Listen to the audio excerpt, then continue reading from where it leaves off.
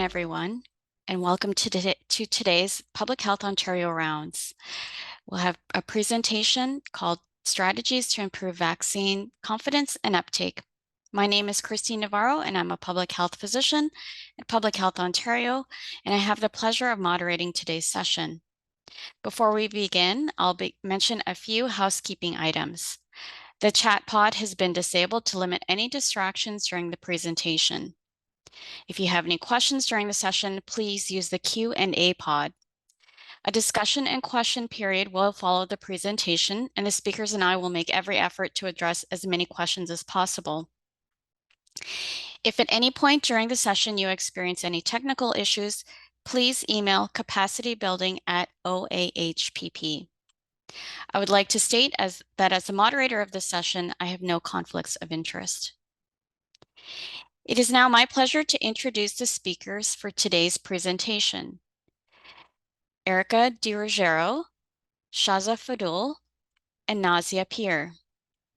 Dr. Erica DiRuggiero is an associate professor and director at the Center for Global Health, Dalla Lana School of Public Health, Social and Behavioral Health Sciences Division, and the Institute of Health Policy, Management, and Evaluation. She's a public health researcher who specializes in implementation science with mixed methods experience and use of different theories and frameworks to evaluate population health interventions and their health and gender equity impacts at local, national, and global levels. Dr. Shaza Fadul is an assistant professor in the Clinical Public Health Division and director of the Center for Vaccine Preventable Diseases, Dalla Lana School of Public Health at the University of Toronto. She's an epidemiologist and immunologist with more than a decade of experience in vaccine preventable disease research and the impact of vaccination programs on maternal and child health. She is also a volunteer member of the Canadian Muslim COVID-19 Task Force. Nazia Peer is acting director of the Immunization Services Division at the Region of Peel and an adjunct professor in the Dalla Lana School of Public Health at the University of Toronto. And I'll now pass it over to Dr. Shaza Fadul. Thank you very much for the host for giving us the opportunity to present our progress on understanding strategies to improve vaccine confidence. I just want to make sure, I think there was a little typo. I'm not the director of Center for Vaccines and Diseases. I used to be the director of operations, and probably there was a missing word there, and our apologies for that. I'm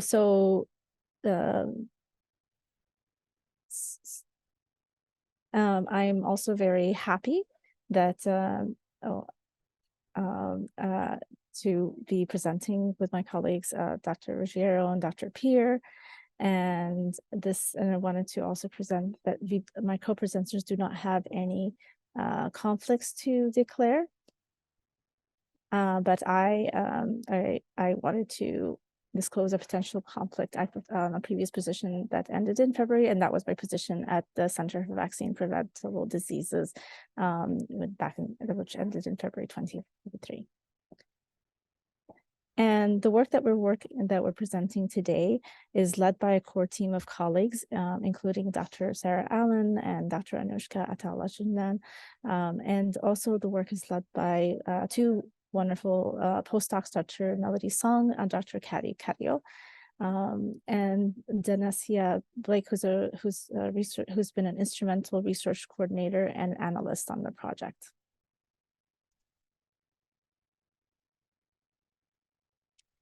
We'd also like to acknowledge our larger team of co-investigators and our knowledge users at Peel Public Health,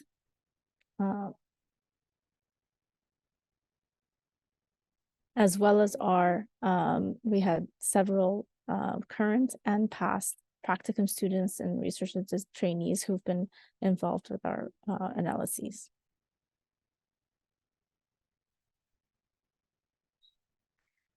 So now I'd like to move on to why we were interested in this work.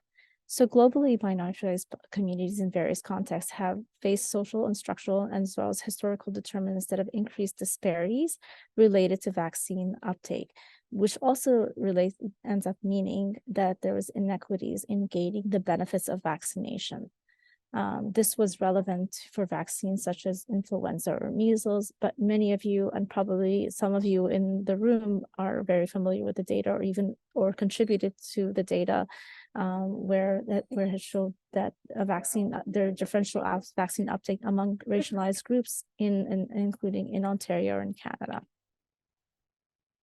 So overall, with this project, we learned from many public health agencies. They were encouraged to address vaccines hesitancy and improve vaccine confidence among minoritized populations through various interventions.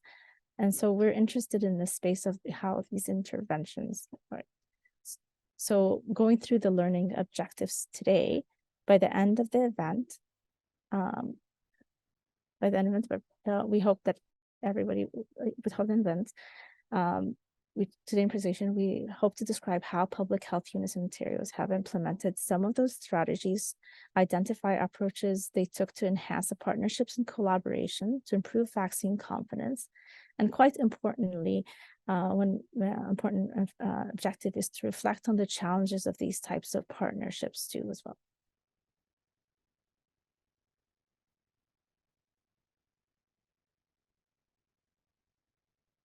So I'd like to take a moment to go through our research question too as well, when primarily that's driving our research. So what are the public health units engagement processes of partnering with faith-based organizations, among community-based organizations, as well as with task forces that happened during the pandemic?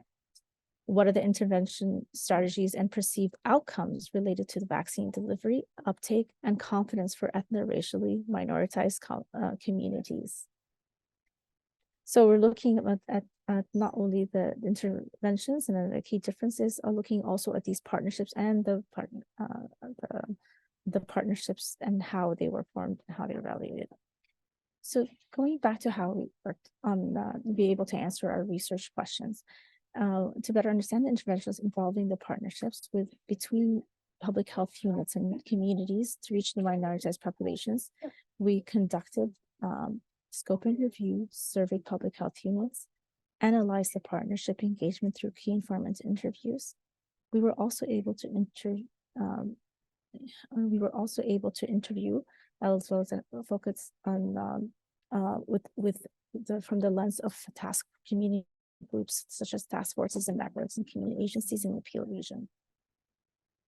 We were able to focus on results in the partnership between public health units and faith-based organizations, since that was analyzed first, as there has been also historically mixed evidence, some promoting and some dissuading on how collaborations or lack of engagement with faith communities has impacted vaccine confidence. A second objective of the grant and the work they did was looking at the practice learning network through a program to support public health units to evaluate some of the strategies, which we will not go deeply into, but that is called Sorted.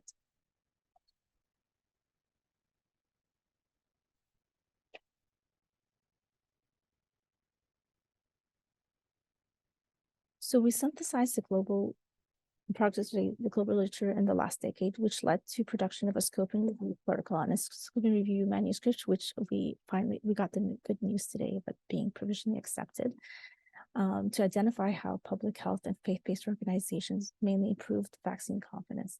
The scope and review described 4 overarching interventions: enrolling and empowering faith leaders as community ambassadors and influencers, increasing vaccine accessibility by using places of worship as vaccine clinics, co-designing faith and culturally sensitive education and awareness materials, and providing wraparound social services to promote inclusive and equitable vaccines to address social determinants of health.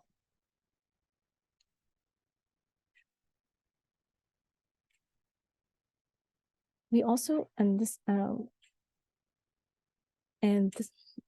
what I will describe the survey results a little bit more through this process. My colleague will continue with the interview data and describe those more. So one of the interesting work that we did with the interviews, which we had a great response. 28 of the 34 public health units responded to a survey where we were able to capture the scope and scale of vaccine delivery for ethnoracially minoritized communities, the various processes of partnering with faith-based organizations, the typology of vaccine interventions, and the perceived effectiveness of faith-based interventions. This survey was the PHUs were mainly recruited.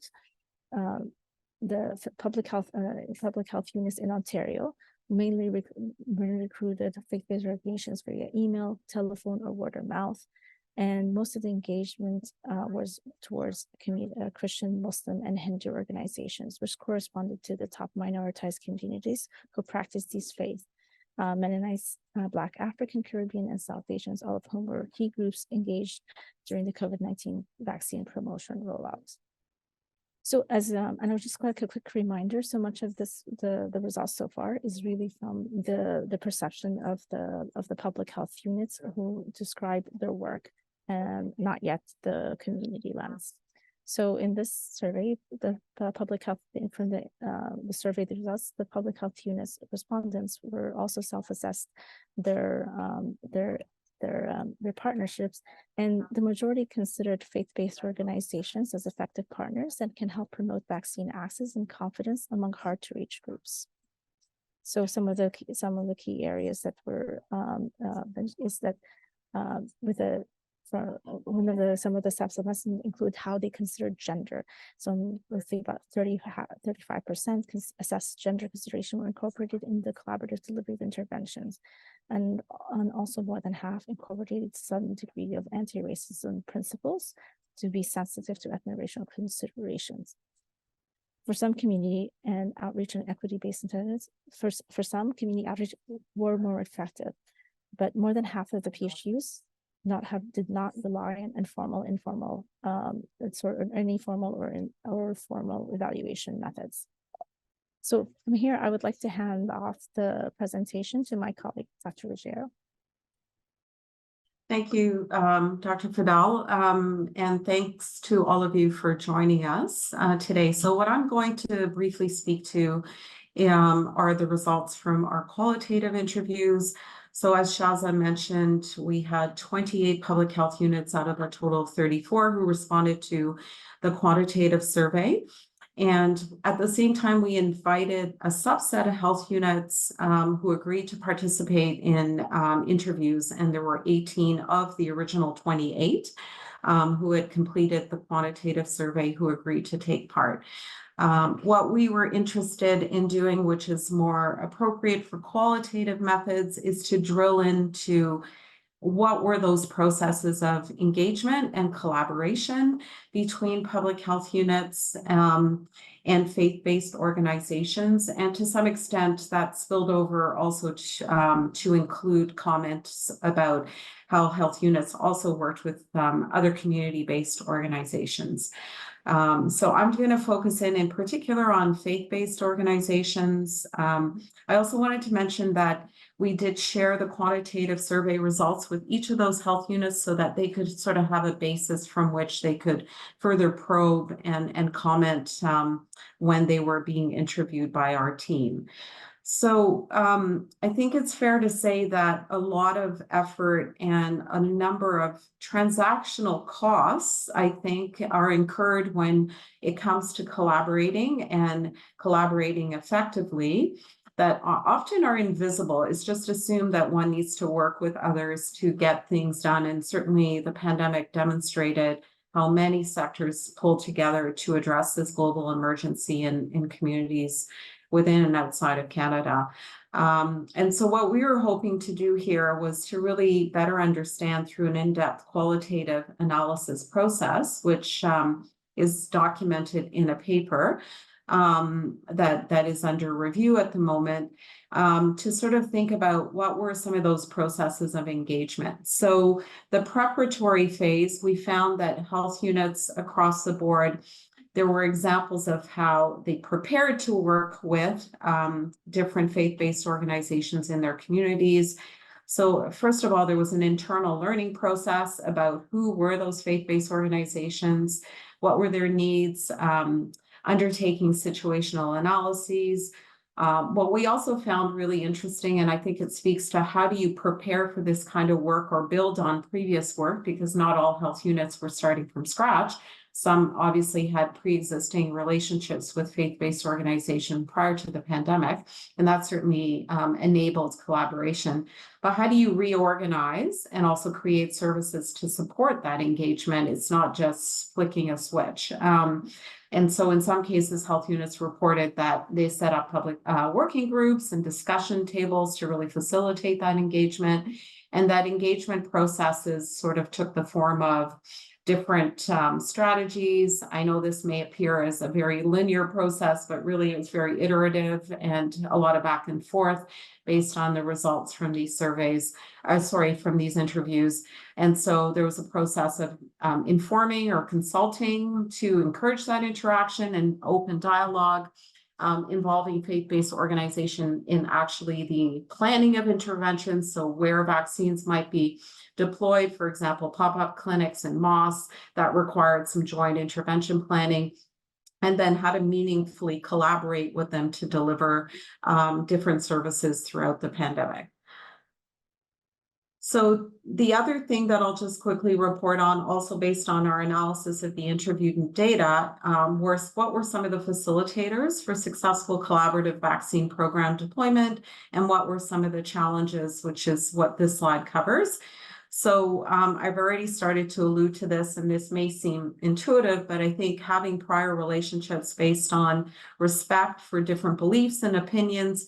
And so I think one of the important things to highlight is that there's a historic sense of mistrust in healthcare systems from minoritized communities because of structural racism. And so building up that trust and also creating spaces for open dialogue to discuss some of the concerns about the vaccines that were, of course, brand new when they became available, and not necessarily suggesting that that was anti-vax, but that was actually vaccine, more a question of what were some of the the rationale for deploying them in a certain way. So I think health units reported a real need to be receptive and open to honest discussion and learning from faith-based organizations on how to reach their communities. I already mentioned the previous experience, being very open and willing to adapt communication strategies that were sensitive to different community needs. And then, of course, having champions within faith-based communities, such as religious leaders who are open to collaborating with public health. Some of the challenges related to, at times, the internal public health unit capacity. So, for example, not having sufficient human and financial resources, which I think is a recurring issue in public health that units across Ontario.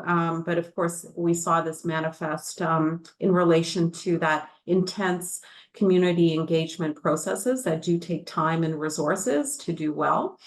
At times, health units reported a lack of analytic skills and competence in managing those community collaborations. So there's a certain set of skills, especially if these were new partnerships. And then some of the more externally focused challenges related to changes, ever-changing provincial guidelines, which I'm sure all of you can reflect back on, a need which is really critical to maintain credibility given the rise in reluctance among faith-based organization leaders. So really staying the course and maintaining those open spaces for dialogue, of course, requires sustained effort. We also heard health units report the isolation of certain religious communities, not being able to engage as easily with public health units. So, and then finally, the operational capacity within health units were some of the limiting factors when it came to this kind of engagement. I'll just switch quickly gears before I turn it over to Dr. Pierre. So another component of our study actually involved social media analysis. So we looked at data across the 3 phases of COVID, which are outlined here, and we were not able to do this just based on the data cut we received and capacity. And so we honed in on sort of Peel as a central actor on social media. And so these are some of the results that we found, and happy to elaborate further during the question period. But we found that Peel Public Health promoted vaccines on Twitter across the 3 phases of vaccine rollout, Twitter, now known as X, using strategies such as information and knowledge sharing, that there was a strong and consistent presence on Twitter during the first phase, which actually we saw an increase in followership in the second phase. And then we also saw some engagement from partners through social media in the mass vaccination strategy. So these results, just to be really clear, are really from the perspective of looking at Peel in this social media ecosystem.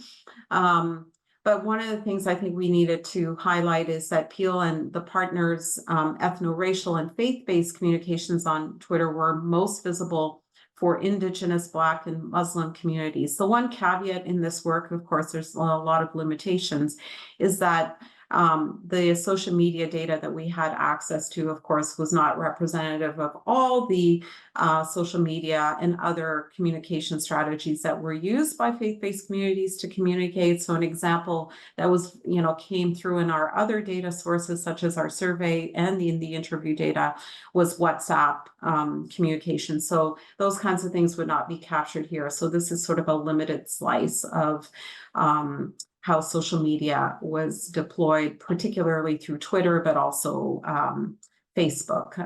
And so that's a limitation of the data source that we had access to. So I'll leave it there and I'll turn it over to Dr. Peer. Thanks. Thanks so much, Erica. And it's a pleasure to be here. And although I'm speaking for the Immunization Services Division at the Region of Peel, I would be remiss to not mention my other director colleagues, Liz Estinode and Manali Varia, who are a part of this study as well.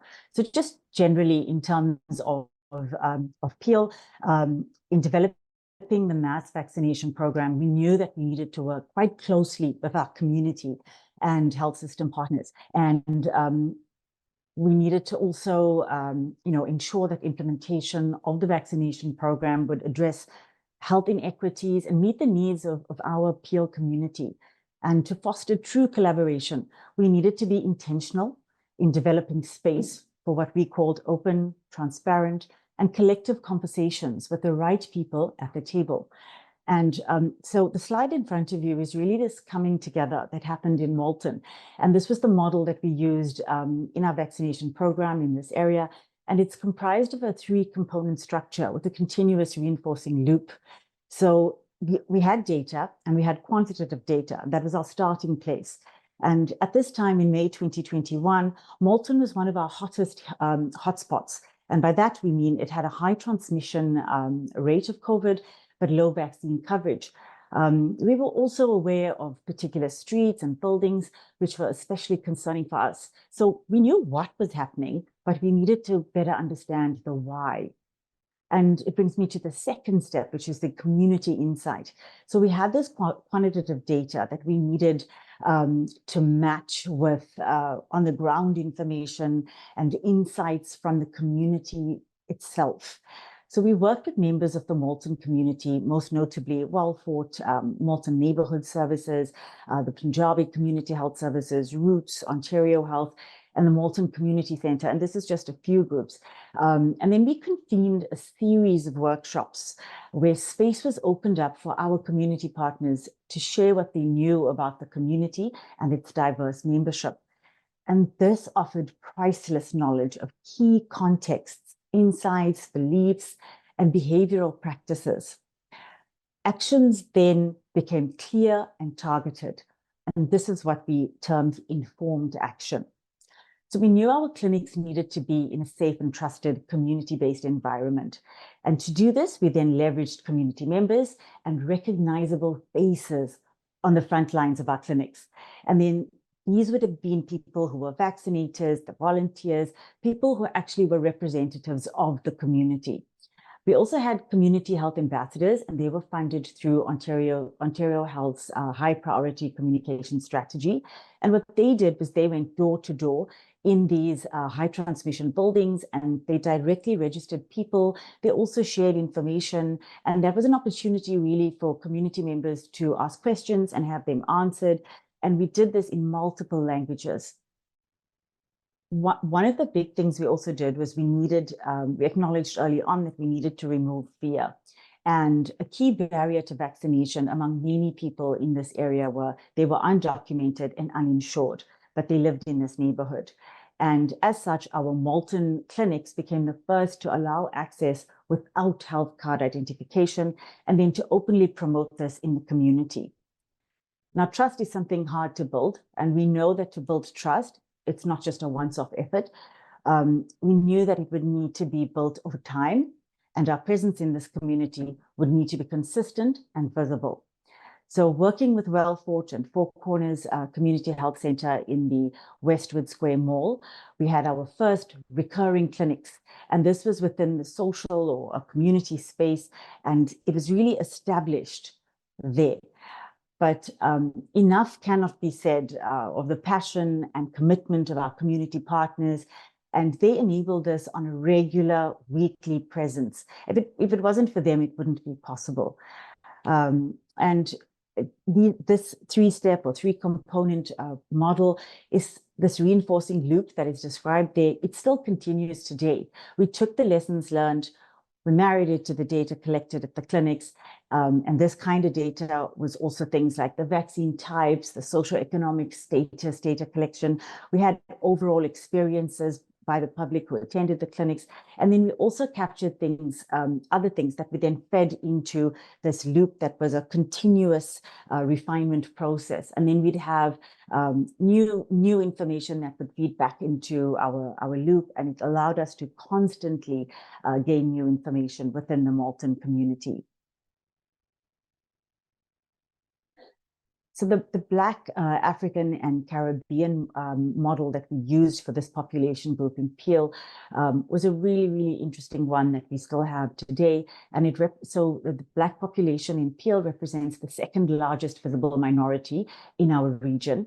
And they comprise about 9% of the total Peel population and represent about 28% of the Black population in the Greater Toronto area.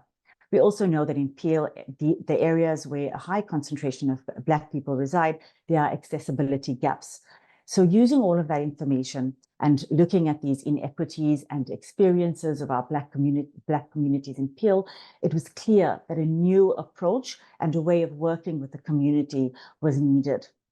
Now, what you see in front of you is a depiction of a structure that was co-designed with our community partners to support the rollout of the COVID vaccinations in this large population group. So the strategy group, which you see on the top, focuses on providing guidance on long-term direction, strategic problem solving, and community engagement.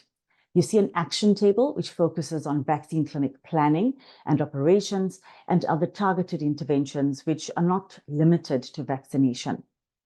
So this structure has helped make new conversations possible. It also enables both immediate actions to increase vaccine uptake among the Black African and Caribbean communities, but it also then creates this intentional space and allows us to focus on longer term planning, which we're still doing today. So these things are not always easy. It took trial and error and a few iterations to get it right.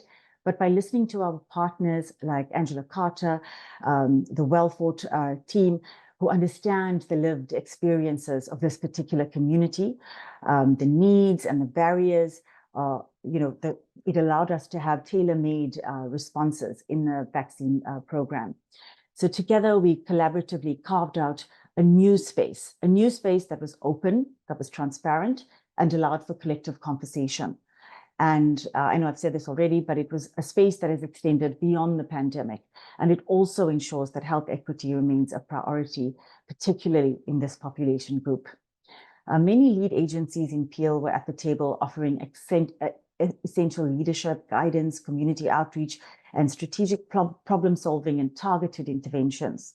And to enable the success and accomplishments that were collaboratively achieved through these working tables, this is a huge part of reaching the outcomes that all of us want when we're trying to help communities. Thank you. I'm going to hand it back to you, Erica. That's great. Yeah, and thanks so much, Nasia, because I think it's a great illustration of what we found across the board, how you operationalize this in the context of Peel. So I'm just going to sort of conclude. I did want to reiterate one of the caveats of the research findings we're presenting today, which Shaz already mentioned, and that is that we are presenting the results from one side and one perspective, which is public health unit perspectives, which are critical. But we are in the process of actually analyzing focus group and some key informant results that involve a number of different task forces, some of which have been disbanded since the pandemic, to gain some perspective on how they saw these partnerships as well. So that is still forthcoming. But just to wrap up with a couple of slides around some of the key messages. So, and these really come from the data we've already analyzed, including the scoping review, which we're happy to share with all participants once it gets published, since we literally found out today that it's been accepted for publication. And so what we have found is that in Canada, but also globally, because when vaccine confidence was declared as a key issue globally to pay attention to, the role of faith-based organizations was highlighted by global organizations as a key area to develop and further explore. And so I think that was really a key impetus for us. So what we found through our work and also our analysis of the data here in Ontario and also the scoping review results is that partnerships involving public health organizations or agencies, PHAs, have sought to improve vaccine intake by enrolling and empowering faith leaders as ambassadors and really important brokers and bridges to those communities. Using places of worship as vaccine clinics, which we saw a number of examples of, including in Peel, to really improve vaccine access and uptake, but also a sense of a safe place to access vaccines. It was also very critical to co-design educational materials that were sensitive to both faith and cultural considerations. And that to not just focus on the shots in the arms, but also to focus on what are some of those wraparound social services in really better serving the needs of communities. As Nasia, I think, really nicely explained, really thinking about community needs, not just in terms of getting vaccines into them, but also thinking about their socioeconomic circumstances and other social identities and how these intersect. We found overall, again, from the analysis we've done, that the majority of public health units consider faith-based organizations as effective partners that can help promote vaccine access and confidence. And then using Peel as a bit of a case study, we found that cross-sectoral collaboration with other public sectors, hospitals, community-oriented non-governmental organizations, et cetera, and in particular, ethnicity-focused organizations. So Nasia mentioned Roots as one organization, but there are a number of organizations that were representative of the populations they served, really provided important bridges to facilitate vaccine rollout. And then finally, as already mentioned, based predominantly on the qualitative interview results, we found that public health units used a bit of a two-phase process, both an internal learning process to really work in more effective and intentional ways to serve the needs of minoritized communities, and then sort of an external engagement process that continually builds rapport, trust, forms partnerships really looks at that co-design, co-implementation, which means sharing not just knowledge, but power and who gets to decide how things are delivered. So I think those are things that are really important to keep in mind going forward, as there may be lessons to gain. So some of the potential implications that we wanted to put out for discussion, but there may be others. What are some of the lessons learned from this cross-sectoral and cross-divisional engagement that health units reported doing during the pandemic that could actually contribute to the catch-up now that is being a major focus for public health units around the equitable delivery of vaccination programs, and how can we maximize these learnings, not just for vaccination programs, but beyond, right? There are many other areas that require attention. And as we know, and this was reported also in our findings, as health units were deploying vaccine programs, that having sufficient and stable funding and human resources. So as some of this dedicated ring fence money for COVID-19 vaccine deployment starts to dry up, how can these but other programs be sustained at current funding levels? So what is not just the funding that's required, but what's the human resource mix that's really critical in sort of addressing these very complex needs going forward? So these are some of the references, and just want to take a moment to acknowledge all the public health units who contributed to our work. We are very grateful for the time that you took to reflect on our questions. And thank you so much on behalf of myself and Shaza and Nazia for participating. Look forward to the discussion. I'll turn things over to Christine. Thank you. Thank you, Shaza, Erica, and Nazia. We will now be moving on to the Q&A segment of this event to address some of the questions from our audience, and we do have some coming in. I do encourage everyone to enter your questions into the Q&A pod if you haven't already had the opportunity to do so. And as I mentioned, we'll do our best to answer as many of those questions as possible. Maybe I'll start with the question though, as moderator. So the collection of social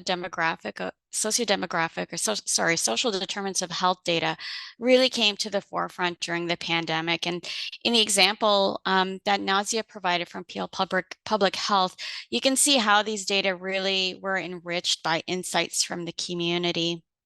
So these data, social determinants of health data, were they used primarily in the preparatory phase, so for developing situational awareness at the public health unit, or were the data also shared with the faith-based organizations and utilized during the engagement phase? Thanks, Christine, for the question. And just to say as a caveat, we can always improve our socioeconomic data. There's limitations with what we have available. And we actively have steps in our public health intelligence division to make strides to improve the collection of our data. But to your question, it was at inception. So our partners were brought on early on, and the data was reflected in discussions around it. Particular groups also had collections of data themselves, but it was at inception. Yeah, and I would say that across the health units, that certainly came through quite a bit. I know you didn't quite say this, but I think I would be remiss not to say that there was also, during the pandemic, a big push coming from some health units more than others to collect race-based data, and some, pushback initially about whether that should be done, how it should be done, and some early leadership from specific health units and indicating that they needed to do that. And that was enabled, I think, through partnerships with local community organizations who felt very strongly about needing to have a data-driven decision about who's really in a hotspot and who is a priority for vaccination. And that we saw that kind of play out in different ways in different parts of the province, but certainly in the GTA, that was certainly, I think, a very strong push. And so just wanted sort of add that came through quite a bit in our data. Yeah, and I think the example provided today is like a great illustration of, you know, why collecting these data are important and how they can be used to create positive change and develop interventions that really make a difference in a community. So here is a question from a member of our audience. Do you have any lessons learned for researchers regarding recruitment strategies to reach members of ethnically diverse and equity-deserving community members regarding vaccine research specifically? As your presentation overviewed, these populations can be particularly difficult to reach.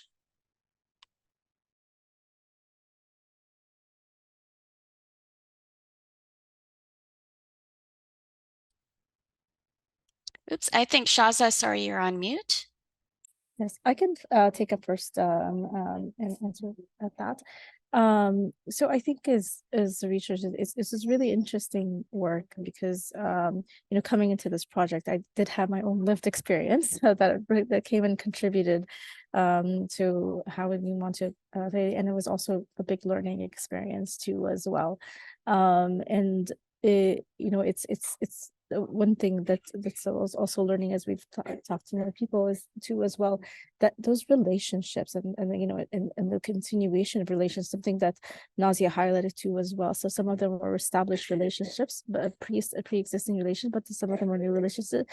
But the sustainability of these relationships are really key to continuing engagement, and I think that's really sometimes and often missed part too as well, is that of what happens afterwards too as well. Even though some communities may like, okay, I just, you know, take things and just go and just don't bother me with this, but some do appreciate being able to. And I think a key part, something that's also has come out in the literature too as well, is being able to go back as part of the evaluation and sharing the evaluation too as well. It's not just doing the interventions too as well. So I think continuing and sustaining relationships is very important, and I think one thing I've learned through this research too as well is how many public health units incorporated other services, like the wraparound services that the Nazia mentioned. But I think that was a theme that was highlighted in these messages too as well. That makes a difference, right? Too as well. So I think those were my first information to answer. I don't know if Nazia wanted to add more to that. I think you answered it brilliantly, Shaza, but if I can add two things. We were on a call a few weeks ago with an organization that said, we're just so tired of using the word research. Our community has been over-researched. So really about looking at individuals as equals and starting at a place where it's co-designed and combined. I think that's critical. Sustainability of the relationships is key. If you are invested in a community and invested in improving the community, it has to become part and parcel of how you work and how you do things. And so, and that is what sustainability does in terms of long-term goals. We saw that with a lot of our partners as they came to support the region when there were discussions around dissolution. We, you know, a lot of them had come together, community partners, and formed an organization called Metamorphosis. And sustainability and having a shared vision, I think, can only happen if partners have an equal place at the table. And like I said, co-designing and having a say in how things move forward. Thanks. Thank you. Here's another question from an audience member. I think it is fantastic that faith-based organizations open their places of worship to public health as a space to administer vaccines. Did you find that some organizations may have been more hesitant than others, and what strategies were used with these groups to help increase their engagement?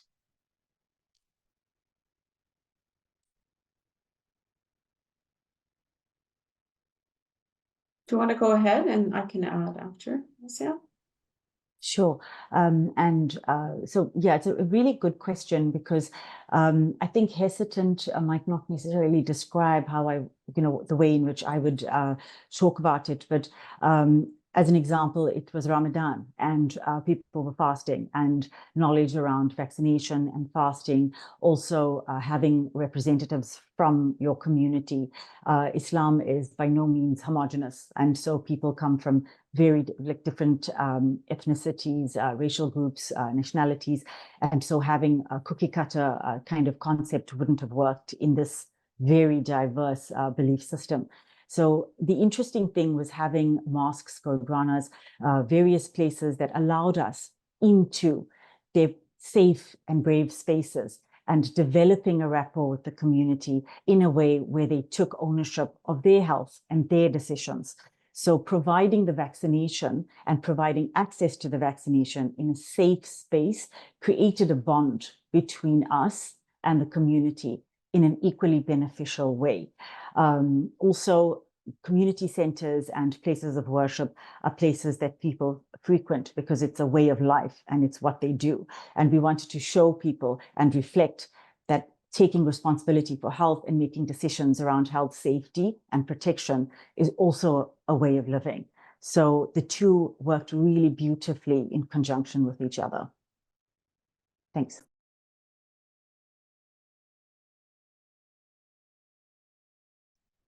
Thank you so much for that answer. Another question from an audience member.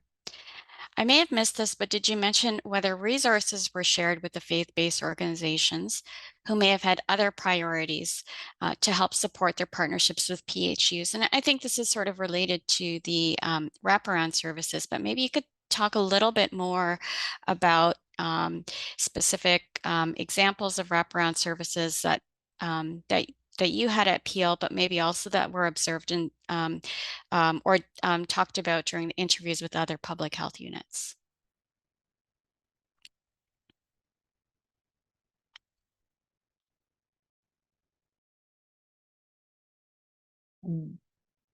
Okay. Yep. So we did, it was a combination really. So we had some faith-based organizations that had developed a lot of their own material, and it was more useful for us to use their own material in that community because they were familiar with it. And the COVID-19 Muslim Task Force was one of those. We also used some of the information we had and then had targeted materials. Because we have many languages in the region of Peel and a really diverse audience, we were tapping into social media and news outlets, online news outlets that were in different languages and ethnic based. And so we had a very, very clever communications that were used effectively in these particular ethnic groups, and it was specific words for patterns of behavior or disease or vaccination that resonated with those groups. I come from a language that has 11 official languages, so something could mean different things in different languages, and so we needed to get it right, and we needed people to immediately understand what we were saying if we used the relevant and appropriate words.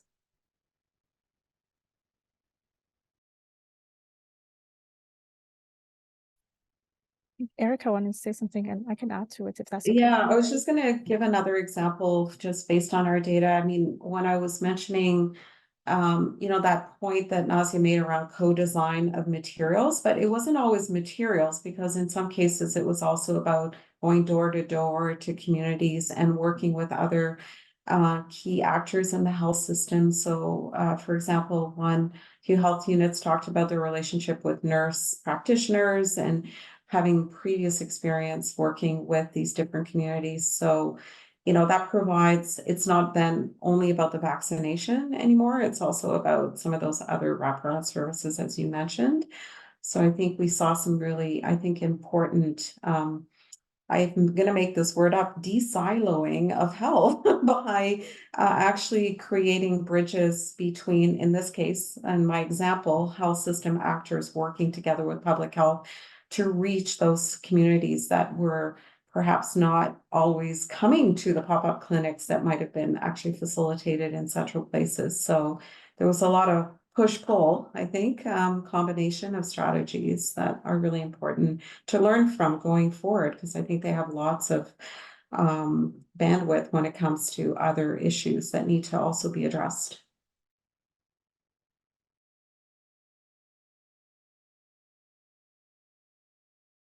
Can I also I just wanted to emphasize the heterogeneity in the community. And even though like we are saying, we mentioned Black communities, for example, but that's even a very rich and diverse community, and coming with that understanding too as well. And I think one thing that hit me with the last couple of questions is the understanding that they do sometimes have other priorities, which should be respected. And then there were times, for examples, coming not necessarily from the research, but from some of my own lived experience and working with some of the organizations, is that sometimes it's, for one mosque, for example, to be involved in a clinic, it's just open to it, but then another mosque may not be open to it, and it's just fine. And sometimes but they're still may be willing to cooperate and send some other people to over. So it's more of like, it's that conversation of what would work for you and how, like, what would, and just being part of those conversations and in a genuine way, I think is very important. And then also, it's not just faced with something, can have the intersecting identities too as well when you're addressing these communities, whether like they're both newcomers or a certain essential part of being essential workers, and just having that understanding, like, is how place of worship is attracting different people, even if they do belong to the same faith. Too as well. I think some other work for this South Asian, some really high, some South Asian task force work too as well, but maybe another time for future, like when we can complete our own research. Thank you so much. And we have a follow-up question from that audience member about in terms of providing resources, is providing, so sometimes we ask community organizations for help and call them partners, but we may not transfer funding or compensate them for their time. So is there anything that you learned from the interviews or experience that can help answer that question?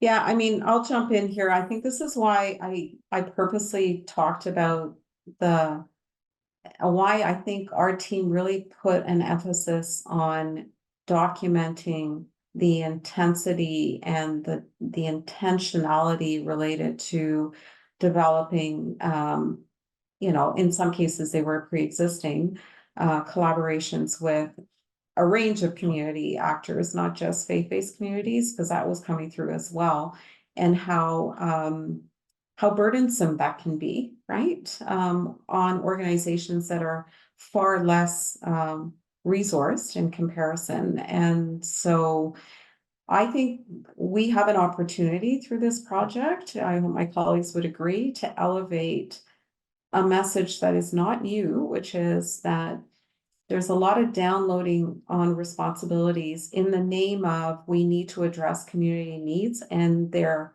diversity, but not properly resourcing the community sector to fully engage as full partners in that, in those kinds of collaborations. And that also includes public health, right? And so I think there are, as we're starting to see funding drying up, I think people are very nervous about being able to sustain those collaborations because a lot of effort went into it under very extraordinary circumstances, but we could sustain them and they could have much amazing benefits, right? For addressing many other public health issues that are still, there's a lot of unfinished business, right? So I think we have a chance as researchers, because we can be, a little bit more independent to make those kinds of recommendations. And this is work not just coming out of this project. I'm involved in a few other projects, including work in another province of Canada and Quebec that is finding similar things. So I think we have this opportunity, I think, to elevate that and the importance of the sector. Then maybe one final question, which I know we only have 2 minutes left, and this is like sort of a bigger question, but it's related.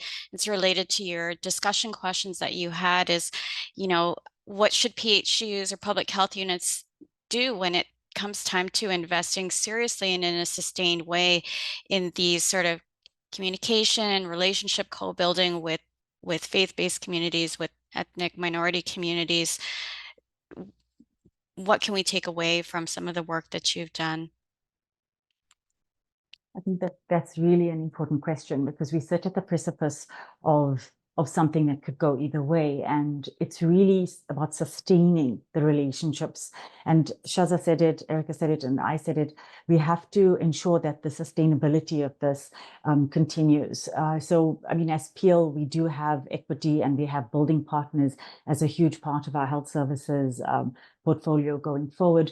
But having said that, it's something that needs to be done immediately after the pandemic. Otherwise, those relationships go, and the bonds that we've shared can very easily fizzle off. So it just needs to be sustained, and we need to maintain the relationships currently so that there's constant evolution and growth and maintenance, but also sustaining it. And maybe I could just add that there's a huge opportunity cost, right, that is lost by neglecting these relationships. So let's not forget the moment in which we are in Ontario, which is the public health standards are being renewed.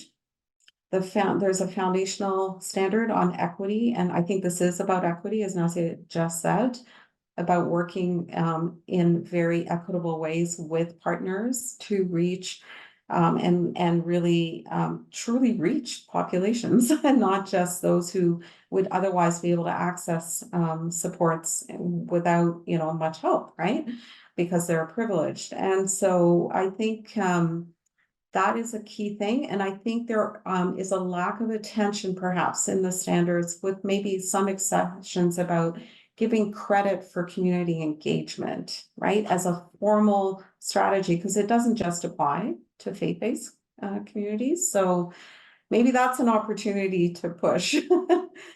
And it's not the only one.